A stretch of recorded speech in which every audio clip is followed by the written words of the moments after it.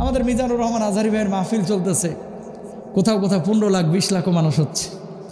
আজকে সাদিকুর রহমান নামের এক জালেম ভণ্ড ঘোষণা দিছে কি জানেন? ঘোষণা দিছে যে মিজান আজহারির মাথা যদি কেউ আমার আইনে দিতে পারে এর 10 লাখ টাকা দিব। শয়তান মিজান বন্ধু এই কাকে এক পয়সা শুরু করে দাবি করতে হবে।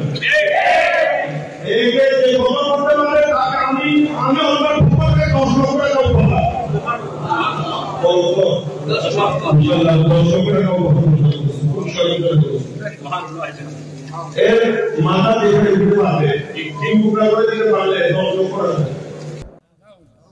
নাউজুবিল্লাহ বলবেন না? এরা কি মানুষ? মানুষ রূপ ধরিয়ে এরা পশুর চাইতে অধম, ঠিক কিনা ভাইরা আমার? শুনেন, মিজান আজহারির সাথে আপনার মতভেদ থাকতে পারে, আপনি আপনার হুজুরকে ভালোবাসেন, কিন্তু কোনো ইসলামিক স্কলারকে আপনি কি কোনো জঙ্গির ব্যাপারে এই ঘোষণা দিয়েছেন? কই ভারতের হিন্দুর ব্যাপারে দিয়েছেন? ইসকনের জঙ্গির ব্যাপারে আপনি দিয়েছেন? অমুসলিম অনেকেই তো ইসলামের ক্ষতি করলো বাংলার জমিনে, তাদের ব্যাপারে এই ঘোষণা দিয়েছেন। একজন ইসলামিক স্কলারের ব্যাপারে আপনি কথা বলতেছেন। আল্লাহর নামে হলফ করে বলতে পারি আপনার বিবেকে হয়তো বা কুকুরে পেশাব করছে। কথা বলেন ঠিক কিনা? নাহলে এরকম কোনো কথা মুসলমানের বাচ্চা বলতে পারে না সারা পৃথিবীর বুকে। শুনেন, 500 করে টাকা দিয়েও 2000 মানুষ একত্রিত করা যায় না রাজনৈতিক সমাবেশগুলোতে, আর আমাদের মাহফিলগুলোতে 10,000 12,000 15,000 লাখ লাখ মানুষ টাকা ছাড়া, খিচুড়ি ছাড়া, জিলাপি ছাড়া অটো এসে বসে থাকে। কথা বলেন ঠিক কিনা? এটা আমাদের জন্য আসে না, আল্লাহর জন্য কোরআনের আকর্ষণে আসে, ঠিক কিনা ভাইরা? আবার মানুষ চাইলেই মানুষের ভিতরে ঢুকতে পারে না। আর যাই হোক, মিজানুর রহমান আজহারি ভাই সহ, আল্লামা সাইদি সাহেব সহ, আল্লামা মামুনুল হক সাহেব সহ, যারা ইসলামিক স্কলার বাংলার জমিনের প্রসিদ্ধ, আল্লামা খালিদ সাইফুল্লাহ আইয়ুবী সহ, এই সমস্ত মানুষগুলোর প্রতি আল্লাহর যে মানুষের যে ভালোবাসা, এটা টাকা দিয়ে হয়নি ভাই, আল্লাহর পক্ষ থেকে ইশারা হয়েছে, বিদায় হয়েছে, ঠিক কিনা? সুতরাং এই ভালোবাসাগুলোকে মূল্যায়ন করতে হবে, গুতাগুতি মারামারি করা যাবে না। যেই ভদ্রলোক এই কথা বলেছে যে মিজানুর রহমান আজহারির মাথার দাম 10 লাখ, অবিলম্বে গ্রেফতার করতে হবে, না হলে তাওহীদি জনতা এর বিচার করে দিবে, ঠিক কিনা ভাইরা? এরা জালেম, এরা কুলাঙ্গার, এরা দেশের শত্রু, এরা মানবতার শত্রু, ঠিক কিনা? যেখানে জিলাপি আছে ওরা সেখানে আছে, কথা কয় না। দাবি করে আমি আশিকের রাসূল বিশাল মানের, অথচ সুইডেনের নবীজিকে গালমন্দ করা হয়, হুজুর আন্দোলন করে, এদেরকে কখনো পাবেন না। কথা বুঝতে পেরে? থাপলা চত্বর তৈরি হলে এদেরকে কখনো পাবেন না। আল্লাহর জমিনে আল্লাহর দিন কায়েমের জন্য এদেরকে কখনো পাবেন না। 5ই আগস্ট তৈরি হলে এদেরকে কখনো পাবেন না। এদেরকে পাবেন কখন? জিলাপির স্বার্থ আসলে। কথা কোন ঠিক কিনা? সুতরাং প্রিয় ভাইরা, আমরা যেটা করব, আমার বড় পরিচয় হচ্ছে আমি মুসলিম। আমার বড় পরিচয় আমি মুসলিম। সকল মুসলমানকে আমার কলিজার পাশে জায়গা দিতে হবে, ভালোবাসা থাকতে হবে। কোনো হিন্দুর সাথে খারাপ আচরণ করবেন না, কোনো খ্রিস্টানের সাথে খারাপ আচরণ করবেন না। তাকান, নবীজি বসে আছেন, এমন মুহূর্তে একটা খ্রিস্টানের লাশ নিয়ে যাওয়া হচ্ছে, নবীজি বুঝতে পারেন না যে এটা খ্রিস্টানের লাশ, নবীজি দাঁড়ায় গেছে। সুবহানাল্লাহ কোন না? সাহাবীরা বলছে, ইয়া রাসূলুল্লাহ আপনি দাঁড়াইলেন কেন? ও তো খ্রিস্টান। আল্লাহর নবী জবাব দিলেন, খ্রিস্টান তাই কি হয়েছে? ও তো মানুষ, আমি এই জন্য ওরে সম্মান দিলাম। আল্লাহু আকবার। একজন খ্রিস্টানকে নবীজি সম্মান দিয়েছে, আর আপনি মুসলমান হয়ে আরেকজন মুসলমানকে এই কথা বলতেছেন। আপনি সবসময় মনে রাখবেন, ওয়াতাসিমু বিহাবলিল্লাহি জামিআন ওয়া লা তাফাররাকু। আজকে মুসলমানরা যদি আমরা একত্রিত হইতে পারতাম, উম্মাতান ওয়াহিদা, এক উম্মা কনসেপ্ট, কোরআন এক, নবী এক, আল্লাহ এক, আদম এক, হাওয়া এক, সুতরাং আমরা সবাই এক, এরকম এক যদি হইতে পারতাম, সারা পৃথিবীর কোনো কাফের বেঈমান মুসলমানদেরকে আঘাত করতে পারতো না, ঠিক না? আজকে মুসলমানরা আমরা গ্রুপিং করে করে, বাংলার জমিনে সব হুজুররা যদি একত্রিত হইতো, হুজুররা ক্ষমতায় চলে আসতে পারতো। কথা বলেন ঠিক না? যে পরিমাণ ইসলামিক দলগুলো আছে, আল্লাহ আমাদেরকে এক হওয়ার তৌফিক দান করুক। আরো জোরে বলেন আমিন। অন্তত আমি চাই যে আপনার এলাকায় কখনো মারামারি, গ্রুপিং, এই হানাহানি করবেন না, ইনশাল্লাহ বলেন। আওয়ামী লীগ করুক, বিএনপি করুক, জাতীয় পার্টি করুক, জামাত করুক, সে মুসলমান, সে আমার কলিজার টুকরা। হাত বুকে বাঁধুক, নাভির নিচে বাঁধুক, নাভির উপরে বাঁধুক, সবগুলো হাদিসের মধ্যে আছে, সুতরাং তাকে মাধ্যে দেন, মারামারি করবেন না। পারবো তো? আল্লাহ ছাড় দেন, ছেড়ে দেন না।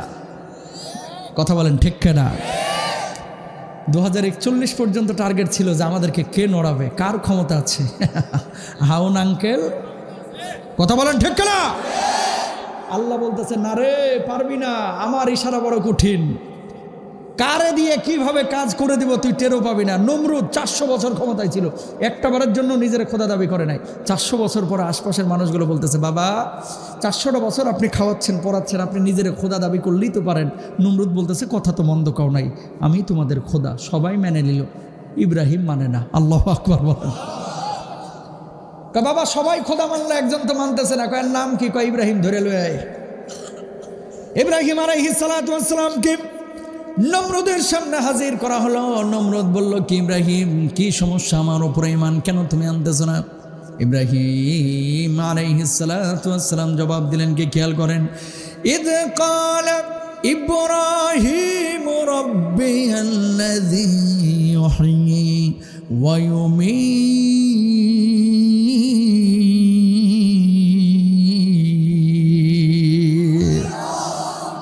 ইব্রাহিম আলাইহিস সালাতু ওয়াস সালাম বললেন, আমার আল্লাহ, আমার রব তো তিনি, যিনি জীবন দান করেন, যিনি মৃত্যু দান করেন।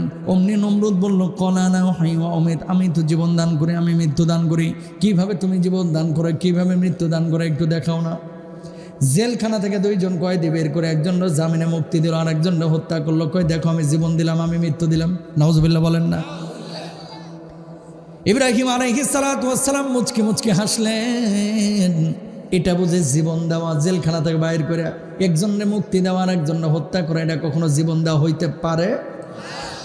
ও নমরুদ, আরে কাজ যদি তুমি করে দেখাইতে পারো, তোমার উপর আমি ঈমান আনবো। কয় কি কাজ, বলো বলো। ক্বালা ইব্রাহিম ফাইন্নাল্লাহা ইয়াতি বিশ-শামসি মিনাল মাশরিকি ফাতি বিহা মিনাল মাগরিবি ফাবুহিতাল্লাযী কাফার। বলুন আল্লাহু আকবার। প্রতিদিন পূর্ব দিক থেকে সূর্য উঠে পশ্চিম দিকে সূর্য ডোবে। ও নমরুদ, কালকে তুমি পশ্চিম দিক থেকে সূর্যটাকে উঠাইয়া পূর্ব দিকে সূর্যটা ডোবাও। যদি তুমি দেখাইতে পারো তাহলে তোমার উপরে ঈমান আনবো। ফাবুহিতাল্লাযী কাফার। নমরুদের মুখে আর কোনো জবাব ছিল না।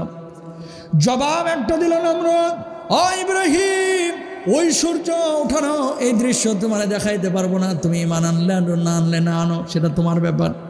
কিন্তু একটা কথা ফুল অ্যান্ড ফাইনাল, যদি আমার উপরে ঈমান না আনো, জেলখানার মধ্যে ঢুকাইয়া আগুনের মধ্যে নিক্ষেপ করবো। নমরুদকে ইব্রাহিম জবাব দিল, জেলখানার মধ্যে ঢুকাও, আগুনের মধ্যে নিক্ষেপ করো, শত শতবার যদি আমার আগুনের মধ্যে জ্বালায় দাও, পুড়ায় দাও, সারকার করে দাও, বশীভূত করে দাও, যে ঈমান কলিজার মধ্যে ঢুকেছে সেই ঈমান ইব্রাহিমের ভেতর থেকে বের করতে পারবে না। বলুন আল্লাহু আকবার। সেই ঈমান আমাদের কলিজায় আছে না নাই? আছে না নাই? কেন বলতেছে এই কথাটা? দেখেন, সারা বাংলাদেশে হাজার হাজার আলেমদের সাথে যখন যুক্তিতে পারে নাই, তর্কে পারে নাই, পলিটিক্সে পারে নাই, সর্বশেষ হাতিয়ার হচ্ছে মিথ্যা মামলা দিয়ে হুজুরে জেলে ঢোকা। কথা কন না কেন? এরকম হয়েছে কি হয় নাই? আল্লাহ ছাড় দিয়েন, ছেড়ে দেন। আজকে সেই হুজুররা দেশের বাইরে, দেশের ভিতরে মাহফিল করতেছে। আমির হামজা, রফিকুল ইসলাম মাদানী, আল্লামা মামুনুল হক সম্মানের সাথে গোটা দুনিয়া বিচরণ করতেছে, আর ওই জেলে দেওয়া চামারগুলো দিল্লি গিয়ে বসে রয়েছে। কথা বলেন ঠিক না? সম্মানের মালিক কে?